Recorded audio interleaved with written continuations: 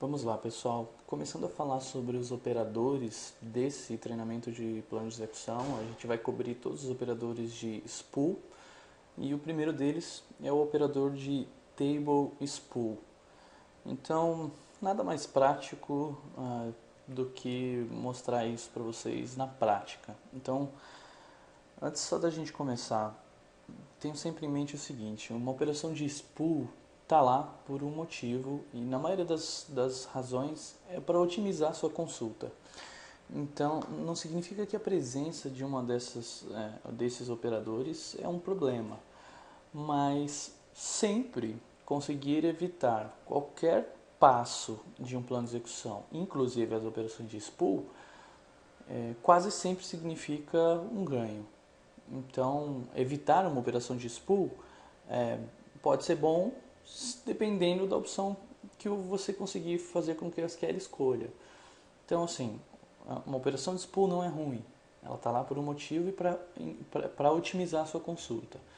Mas se ela não tivesse lá, provavelmente significaria que sua consulta tivesse um pouco melhor. Nem sempre, mas pode ser, tá bom?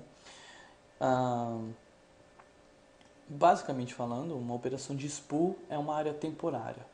Então, aonde? Pode ser em memória, o SQL pode escrever no TempDB. Então, é uma área, o que a gente chama de uma work table, em que o SQL vai utilizar para agilizar uma determinada consulta. Então, o exemplo que normalmente eu mostro é o seguinte: digamos que eu tenho uma tabela lá chamada Orders Lazy Spool. E aí tem algumas colunas nessa tabela, né, como vocês podem ver aí, e eu escrevo a seguinte consulta: eu quero selecionar todos os pedidos, os clientes e os valores, né? Eu estou selecionando a coluna Customer e a coluna Value. Quero selecionar todos os pedidos aonde a média de compra do mesmo cliente seja menor do que a venda atual. Então, eu quero saber quais foram os pedidos de um determinado cliente que o valor do pedido dele foi abaixo do que normalmente ele compra, abaixo do que a sua própria média. Ok? Então, por quê? Eu quero analisar por que ele comprou menos do que o normal. Tá bom? Eu escreveria uma consulta provavelmente parecida com o que eu escrevi ali. Né? Tem uma subquery para calcular a média por cliente. Então, por isso que tenho na cláusula where ali, faço o join, né? Com a tabela parent ali, com a tabela que eu chamei de pad1. E eu quero apenas os pedidos onde o valor for menor do que o resultado da subquery, que está calculando a média. O que o SQL faz e fez para poder processar essa consulta? Ele gerou o seguinte plano de execução. E aí, reparem que tem 3 operadores de table spool. Né? O primeiro operador é esse aqui, o segundo é esse aqui e o terceiro é esse aqui. Na verdade, os 3 são o mesmo operador. Então, esse aqui e esse aqui estão se referenciando a esse operador aqui. Tá? Então, se vocês pararem o mouse lá no SQL em cima dele, vocês vão ver que tem uma coluninha chamada, se não me engano, Node ID ou Parent ID, que aponta para esse ID aqui. Então, é a mesma operação de spool, é o mesmo operador de spool, é a mesma área temporária. Tá? Ele só está se referenciando a essa mesma área várias vezes. Mas vamos lá, vamos entender esse monte de coisa que o SQL fez aqui para processar a nossa consulta. Tá? Então, a primeira coisa que está sendo executada aqui, na verdade, não é a primeira coisa, né? Primeiro ele começa pelo select, depois o loop join, aí o loop pede blá blá blá, mas eu vou começar da direita para a esquerda para facilitar, né? Que é como normalmente a gente lê o plano, não necessariamente como ele é executado, mas como a gente lê. Então, a primeira coisa que o SQL fez foi executar o operador de Clustered Index Scan. E o que ele vai fazer? Ele vai varrer a tabela, lendo todas as linhas e passando para o próximo operador, que então seria o operador de sort. O que o operador de sort vai fazer? Ele vai ordenar a tabela por customer. Então, o que eu fiz? Eu joguei fora o que eu tinha lá, ordenei a tabela por customer. Se você parar o mouse em cima do operador sort, tem lá nas propriedades, né, na tooltip lá, tem order by por qual coluna que ele está ordenando. Então, ele está ordenando por customer. Beleza, o que mais? Depois o próximo operador, operadorzinho de segment. E o que ele está fazendo? Como o nome já diz, ele está segmentando algumas linhas. O que ele vai fazer? Ele vai receber todas as linhas de um determinado segmento. E o que é o segmento? Com base em quê? Com base na coluna customer. Então ele vai ler linha a linha. Então vamos lá, vou ler a primeira linha, segunda, terceira, quarta, e aí a próxima linha já é um segmento diferente, então ele fecha um segmento. Tá? Então ele está segmentando as linhas por customer. Muito bem, fechei um segmento e passei para a próxima operação, que seria a operação de table spool. E o que o table spool vai fazer? Ele vai pegar todas as linhas que o operador de segment passou para ele e vai guardar no que a gente chama de spool cache. Esse spool cache é a área que eu mencionei, dizendo que era a área temporária. Então, importante que todos esses operadores de spool, eles têm um que a gente chama de cache, ou cache spool, ou spool cache, que é a área temporária onde ele vai manter as informações que ele está trabalhando. Então, no caso desse operador de table spool, trabalhando como lazy spool, ele recebe várias linhas até o que o operador passar para ele. Então, qual que é a diferença? Então, eu vou mostrar um outro operador. Existem dois tipos, né, de operadores de spool, um trabalhando como lazy e outro como eager. E o operador de lazy spool, ele recebe todas as linhas de uma vez só. Por que ele é lazy? Porque ele pede todas as linhas. Então, na operação de segment, aqui ele está recebendo a primeira linha, segunda linha, terceira linha e quarta linha. Só quando ele receber todas as linhas que ele precisa é que ele para de solicitar as linhas, né? Então, como acabou as linhas, ele para de pedir mais linhas. Então, o operador de segment aqui já passou todas as linhas do segmento 1, né, que é do customer 1. Esse é o operador de lazy, ele pede todas as linhas cedo, né? Ele não pede linha a linha. Diferente de uma operação de, por exemplo, de loop aqui, que ele pede uma linha, aí procura o outro lado, né, do loop para poder saber se faz o join ou não. O hash, por exemplo, recebe todas as linhas para criar a tabela de hash. Então, cada operador tem um comportamento. Esse operador de lazy, ele recebe todas as linhas. Nesse caso, ele colocou as 4 linhas do Customer ID 1, que é do segmento 1, que o segmentou, e colocou nessa área que a gente chama de spool cache. Tá? Então, muito bem. Depois que ele colocou essas linhas no spool cache, ele começa a executar, vamos lá no slide, começa a executar o loop join.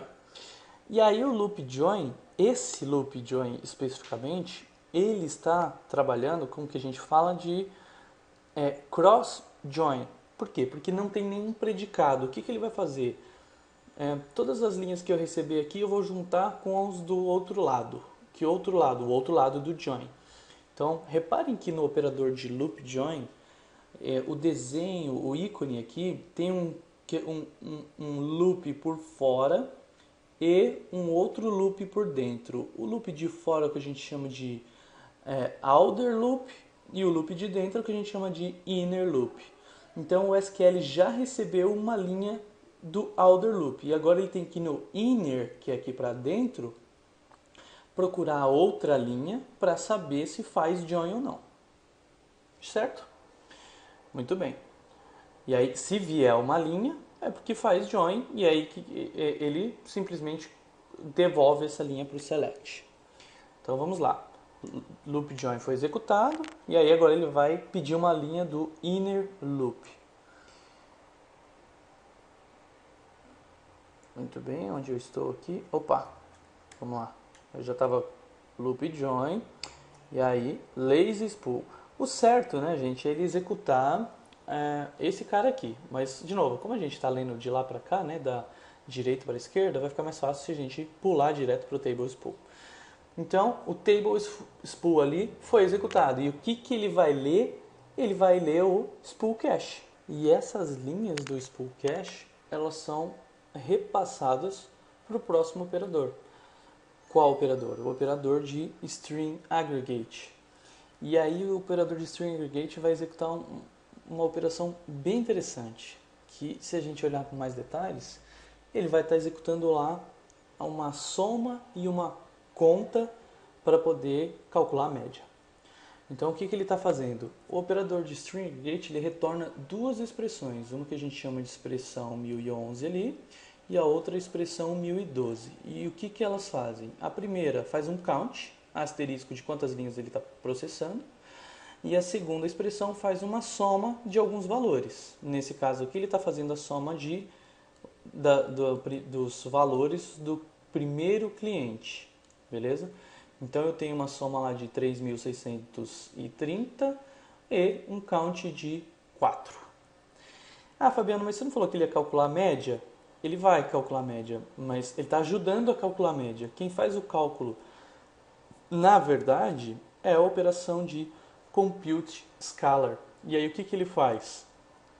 Ele vai executar a soma dividida pela conta, pela quantidade, para calcular a média, né? O total dividido pela quantidade de linhas. E é interessante que no operador de compute scalar aqui tem uma prevenção contra a divisão por zero, né? Então, se a conta for igual a zero, ele retorna nulo, ele não faz nada, né? Senão isso aqui poderia gerar uma exceção de divisão por zero. E aí a média deste cliente é de 907.72. Vocês entenderam que por ter colocado as linhas do segmento do cliente 1 aqui no table spool, o SQL processou apenas as linhas de um cliente para poder fazer a agregação. Então ele foi muito esperto, né? Como ele sabe que a quebra, que o segmento é por customer,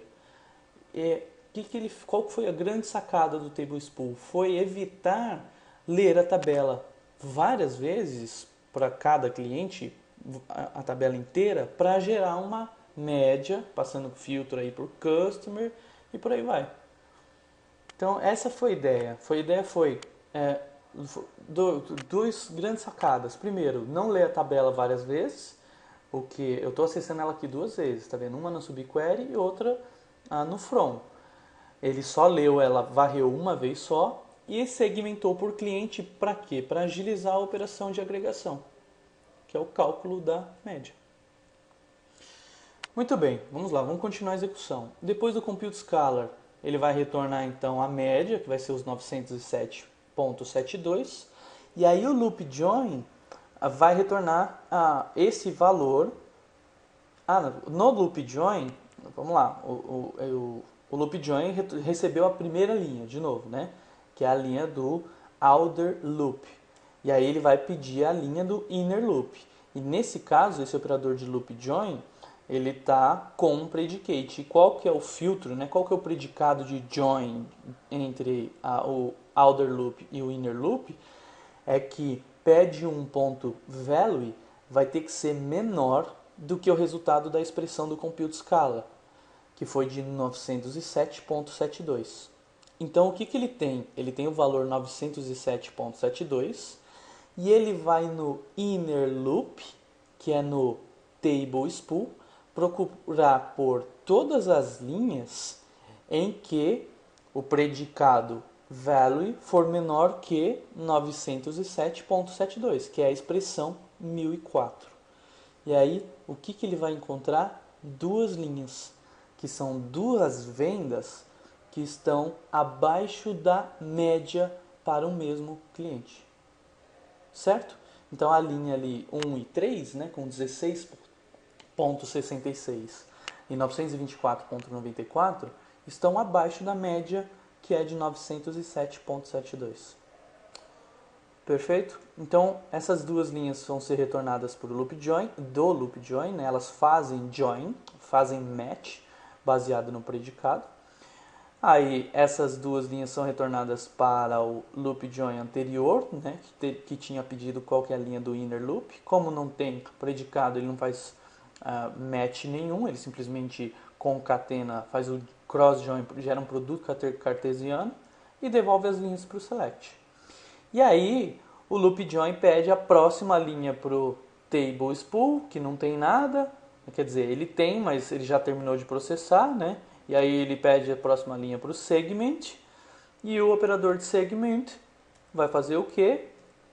Vai ler do sort qual é o próximo segmento. E aí o próximo segmento são os clientes com o ID lá 2. E aí ele passa para o table spool, o spool põe no cache e todo o processo se repete. Tá? E aí esse processamento vai continuar até que todas as linhas do operador de sorte sejam lidas. E aí a gente evita aqueles dois passos, né? Ler a tabela mais de uma vez e a quantidade de linhas que vão ser processadas na subquery vai ser apenas para um segmento. E aí, dependendo da quantidade de linhas do segmento, isso pode ser um ganho bem interessante. Beleza, eu espero que vocês tenham entendido. Eu vou fazer algumas demonstrações sobre isso. E vamos lá, vamos pro SQL aqui para a demo. O que eu fiz? Eu tenho aqui um script para criar a mesma tabela, né, o mesmo cenário que a gente acabou de ver. Então vamos lá, vou só popular a tabela e dar um select nela para a gente ver. Então tá lá, eu tenho alguns customers, são as mesmas colunas, né, alguns valores aleatórios, tá? E aí eu tenho a consulta. E aí vamos dar uma olhada na consulta, é a mesma consulta, né, que retorna as compras de um cliente em que a média da compra é menor do que a média do cliente, ou o valor da compra é menor que a média do cliente. E aí aqui a gente tem o plano de execução. E eu vou aproveitar para mostrar para vocês uma ferramenta que eu acabei não mostrando e às vezes eu utilizo ela para poder analisar um plano, que é o SQL Sentry. Eu vou digitar aqui Sentry, SQL Sentry Plan Explorer. E aí deixa eu dar um Ctrl C na consulta aqui enquanto ele abre. Beleza? O que ele faz? É uma outra forma de visualização de um plano de execução. Então enquanto ele está abrindo, abriu.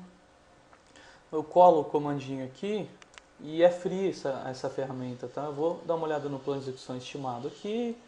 Connect. E é interessante porque a forma como ele desenha aqui é um pouco mais... Tá vendo que coube tudo na tela? Eu consegui dar até um zoom grande. Ele deixa parece um pouco mais bonitinho o plano. E ele põe em amarelinho, tá vendo? Em vermelho o operador que está com maior custo. Ele põe em cima da setinha aqui já quantas linhas estão passando de um lugar para o outro e tal.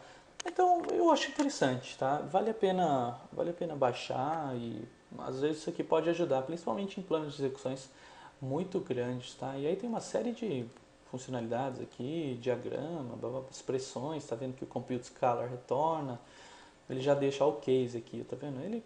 Eu acho bem legal, tá?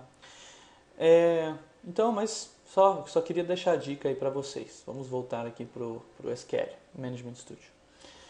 E a gente tem aqui o plano que a gente acabou de ver, né? Eu vou só rodar essa consulta para ver se ele retorna alguma coisa. Tá lá, retornou, né? As vendas abaixo da média, bem legal, né? Tá aqui eu estou explicando de novo tudo, que passo a passo, o que está acontecendo, tá bom? E aí aqui eu coloquei uma consulta para a gente ver qual que era a média de linhas para um cliente específico. E eu estou calculando aqui a densidade da coluna Customer e eu estou calculando a média de linhas por cliente. Por que isso? Porque é isso aqui que vai estar no spool, em média. No spool cache vai ter 13 linhas. Olha só, ao invés de processar a agregação lá, que é a subquery, em 300 linhas, que é quantas linhas existem na tabela, ele vai processar a agregação só em 13 linhas. E vai usar o operador string aggregate, que é bem eficiente, que já recebe os dados ordenados. Então, assim, foi bem interessante. Sem o spool, olha só, eu estou usando um hitzinho aqui, query rule off, que eu estou impedindo o uso de uma regra em específica, que eu não vou entrar em muitos detalhes agora, só para poder gerar um plano sem o operador de spool, para inibir o otimizador de consultas de usar o operador com spool. E aí, o que a gente tem aqui, olha só, a gente tem um plano já não tão eficiente. Por quê? Porque a gente faz o scan na tabela 2 vezes, também tem o sort, e o join está sendo processado via hash join, que tende a ser mais custoso, mais caro do que uma operação de loop join. Então, tem alguns exemplos que eu faço em outras demonstrações daqui a pouco, comparando a performance entre um plano e outro, e vocês podem até rodar e comparar a performance, vocês vão ver que o plano com o spool é muito mais rápido do que o plano sem o spool. Beleza? A última dica é porque se a gente olhar aqui no plano com o spool de novo, a gente vai ver que o maior custo é nessa operação de sorte, correto? O operador tem 67% do custo. Como evitar essa operação de sorte?